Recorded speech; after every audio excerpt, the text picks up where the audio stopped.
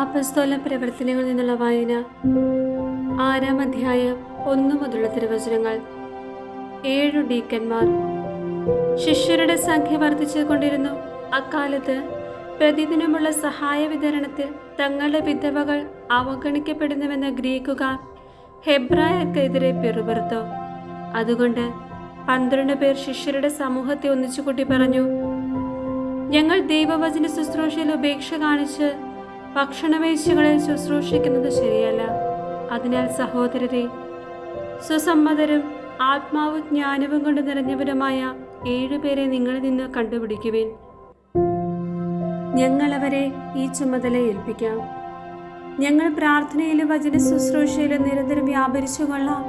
അവർ പറഞ്ഞത് എല്ലാവർക്കും ഇഷ്ടപ്പെട്ടു.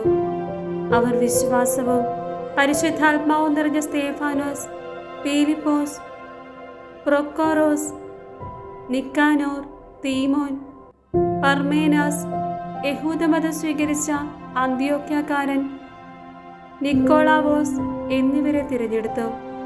അവരെ അപ്പസ്തോലന്മാരുടെ മുമ്പിൽ നിർത്തി അവർ പ്രാർത്ഥിച്ചിട്ട് അവരുടെ മേൽ കൈകൾ വെച്ചു. ദൈവവചനം പ്രചരിക്കുകയും ജെറുസലേമിൽ ശിഷ്യരുടെ എണ്ണം വളരെ വർദ്ധിക്കുകയും ചെയ്തു. പുരോഹിതന്മാരിൽ വളരെ പേരും വിശ്വാസം സ്വീകരിച്ചു. സ്തേഫാനോസിനെ ബന്ധിക്കുന്നു.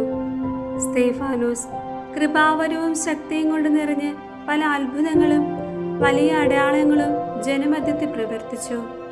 കിറേനക്കാരും അലക്സാണ്ട്രിയക്കാരും കിലിക്കിയയിലും ഏഷ്യായിലും നിന്നുള്ളവരും ഉൾപ്പെട്ടിരുന്നതും സ്വതന്ത്രന്മാരുടെ സിനഗോഗ് എന്നറിയപ്പെട്ടിരുന്നതുമായ സംഘത്തിലെ അംഗങ്ങൾ എഴുന്നേറ്റ് സ്തേഫാനോസിനോട് വാദപ്രതിവാദത്തിൽ ഏർപ്പെട്ടു.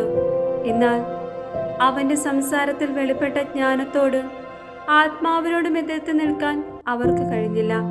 അതുകൊണ്ട് അവർ രഹസ്യമായി പ്രേരിപ്പിച്ചതനുസരിച്ച് ജനങ്ങളിൽ ചിലർ പറഞ്ഞു, അവൻ മോശയ്ക്കും ദൈവത്തിനും എതിരായി ദൂഷണം പറയുന്നത് ഞങ്ങൾ കേട്ടു. അവർ ജനങ്ങളെയും ജനപ്രമാണികളെയും നിയമജരെയും ഇളക്കുകയും അവനെ ബന്ധിച്ച് ന്യായാധിപ സംഘത്തിന്റെ മുമ്പിൽ കൊണ്ടുവരികയും ചെയ്തു. കള്ളസാക്ഷികൾ എഴുന്നേറ്റ് നിന്ന് പറഞ്ഞു, ഇവനെ വിശുദ്ധ സ്ഥലത്തിന് നിയമത്തിനും എതിരായി സംസാരിക്കുന്നതിൽ നിന്ന് ഒരിക്കലും വിരമിക്കുന്നില്ല. നസ്രായനായ യേശു ഈ സ്ഥലം നശിപ്പിക്കുകയും മോശ നമുക്ക് നൽകിയിട്ടുള്ള ആചാരങ്ങൾ മാറ്റുകയും ചെയ്യുമെന്ന് ഇവൻ പ്രസ്താവിക്കുന്നത് ഞങ്ങൾ കേട്ടു. സംഘത്തിലുണ്ടായിരുന്നവർ അവന്റെ നേരെ സൂക്ഷിച്ചു നോക്കി. അവന്റെ മുഖം ഒരു ദൈവദൂതന്റെ മുഖം പോലെ കാണപ്പെട്ടു.